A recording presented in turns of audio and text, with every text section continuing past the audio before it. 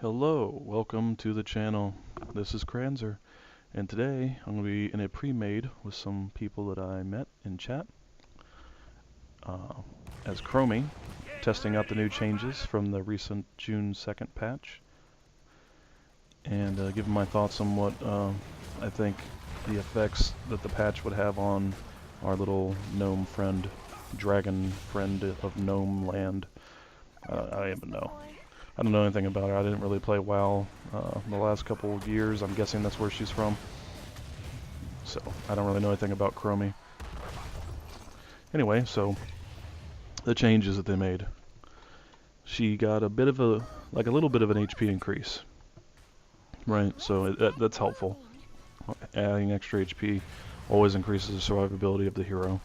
So that was nice. The mana regen, or HP regen, got buffed a little bit. Not as effective as you would hope, but I guess it's something. Both the damages on her Q and her W were increased. Her Q damage got increased by 10, and the cooldown was reduced by a half second, and her W damage was increased by, I believe, 40, and the cooldown was reduced by 2 seconds. Now the way they countered that, or they balanced that out, was they dropped, like, for example, Mobius Loop's cooldown reduction and mana cost by 40% instead of 50. Because it was 50, and I believe they left the damage alone at 25% reduction. And then some of your Q talents got dropped a little bit, like Shifting Sands at 15. Used to be 50% stacking up, now it only stacks up to 40. Your Quantum Overdrive talent also got removed, or not removed, reduced from 25 to 20%. So, overall, she feels to be doing about the same amount of damage, but she can cast more often. Even if you don't pick up the Mobius Loop, she has her spells available more than she used to, which, I mean, the cooldowns got reduced a little bit and everything, so it makes sense. Do I think that it's going to help? It goes a little bit of ways to improving her experience, for sure. Help you get through those early levels, because that's always the time that I've really disliked playing her, is the early levels. There's just so many gaps that you have, which is why I almost always pick up Mobius Loop. It's pretty much the only talent that I get at 6. Because I like that shorter cooldown. I mean, it doesn't hit as hard, obviously, but you stack it up with the Deep Breath talent at level 1, and it does. I think I was trying it in training, and it's supposed to do like 1,090 damage or something, and it hits for like 973 when it's got the quest maxed out. So it does a little less than 100 damage less than what it should normally do, but it has half the cooldown. Instead of 12, it has 6 seconds. To me, that's worth it. I mean, you can always say there are some kills that you would have gotten if the cooldown was equivalent, or not the damage was that extra 100. But I find myself doing lots more damage throughout the match with the Mobius talent. So it's kind of a mainstay in my build picks. But overall, I think Chromie is moving a little bit forward into, I don't want to say playability, because she's definitely usable. I've got recordings of me playing her in Hero League. I was ranked 2, I believe, at the time, and yeah, I'm sitting around 3,000 MMR according to HOTS logs, and that's in the upper diamond tier, I guess, maybe middle diamond, something like that. So I'm obviously not playing against pros, but I am playing against competent players. You know, so it's not like it's the Bronze League where you can just kind of do whatever you want and just profit if you can outplay people. The people are competent at this level of play, and the picks are working. So I'm happy with that setup, and I'm happy with her performance. Now, did it help with any of her weaknesses as far as hero matchups? No. If there's a Zeratul, like you're in a Hero League match and the enemy team picks up a Zeratul before you pick, I would reconsider picking up something else. If Li Ming is not there, So I know a lot of people, not to get off too much on a tangent here, but Li Ming is the strongest mage in my opinion against dive teams, because you can build her for such survivability and mobility that even if they do dive you with, let's say, a Nova opens up a combo on you, you can displace her really well and shield yourself, get HP back, or a Zeratul dives you, whatever. She's the mage to go with that kind of situation. But in these situations like this, where like the enemy team picks up Sergeant Hammer or an Asmodan, you know, some long siege range damage, Chromie is definitely still viable in those situations. Like for example, here in the screen shot, the enemy team like all dives bottom lane, and I'm down here by myself. And I put my slow down and just start hammering damage into their faces.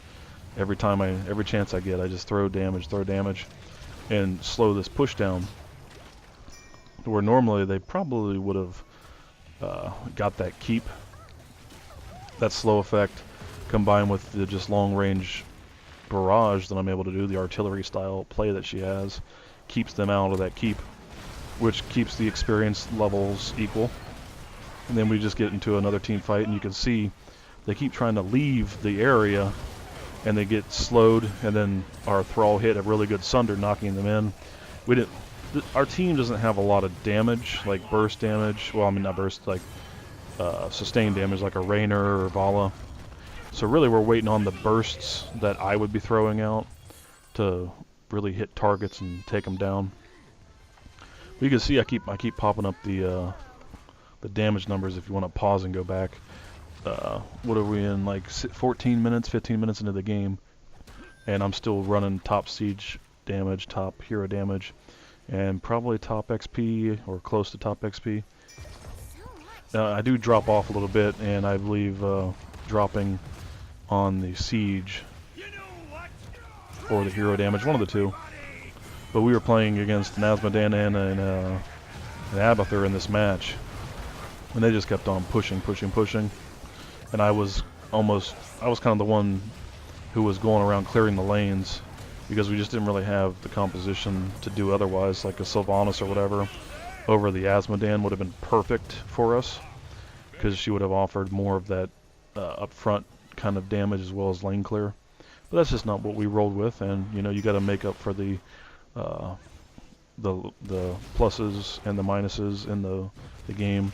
So our team comp wasn't perfect, and I decided to pick up talents, which, you know, most of the talents are what I would normally use anyway. But I picked the build to give me that lane clear intentionally, so that, because I knew that we would have those issues coming into the game. Now you can see again, I got the slows down, and everybody's disengaged out of it, but it forced them to disengage away from that slow, and now I'm out of position where I should have died there. We got a really good monk saved my ass, but they engaged too far past that slow, and when they did that, we caught them and punished them for trying to dive me. So using that slow effect, it's really important to land it in the right spot. It's like here, I put it in between their front line and back line, and kept their Thrall, which he disengaged with Bolt of the Storm. If he hadn't had Bolt of the Storm, he would have died. But overall, I think she has improved slightly. Really what is getting me still is just, you know, predicting player movement. Same as it's going to always be an issue with her. But she feels a little bit more forgiving towards the skill tree, I guess, the skill level of learning her. So I think overall she's improved a little bit, minusculely, but you know, that's what they were trying to do anyway, was rather than making her damage obscene and one-shotting people, like her one-shot capacities are strong, and they didn't want to improve it. And here's another scene where I should have died. Watch the monk save here, coming up after I get low HP. But they didn't want to improve it too much, but they wanted to make it a little more accessible. See my HP so low, monk comes in, saves me, shields me right before Thrall jumped in for a finisher. That was a very good play on the monk's part. I actually was complimenting him after this, like, and that's some damn fine reactions that you had going on there, because he read the thrall's movements. But yeah, I hope you like the new layout. I wanted to kind of cut out a lot of the just extra farming and excess footage and kind of condense the play down to what I thought were the kind of pivotal action moments while discussing in the background over the video my opinions on the improvements, or if you want to consider them improvements or not, on the Chromie changes. You see in here, actually, I think that's the first team fight that we lost, but I'm still, you can see I'm behind on siege damage, but I'm still top on hero damage at that point in the game. But it is wrapping up here. This is nearing the end of the game. Really good slow placement this time for me, because they keep on trying to disengage around that circle, and they only get this small little area that they can travel through to get to our team. So they keep trying to funnel in one by one, and as they're doing that, the slow still stays there, so it keeps them from their backline, from like their Asmodan, from getting in position to dunk at us. And when they try to run away, they can't really run away, because if they try to run straight and then cut the corner, they're going to get slowed. Here's the final scene. Their whole team tries to do like a base race with us, so I'm sitting back here trying to slow them and keep them off the base a little bit while our team is dunking their base, and we ended up pulling it out, but it was close. It was close. And that was a thrall ult from across the map. If you didn't notice that, he sundered from all the way over here. Ended up with just shy of 100,000 damage, I think. Not bad. But yeah, I think Chromie is in a good place. I hope to continue seeing more improvements on the hero. I hope you enjoyed the video. If you did, like it, thumbs up, you know, all that fun stuff. If you want more content like this or my other videos, you want to check them out, subscribe to the channel. And like I said earlier at the beginning, this is Kranzer, and I hope to catch you next time. Bye-bye.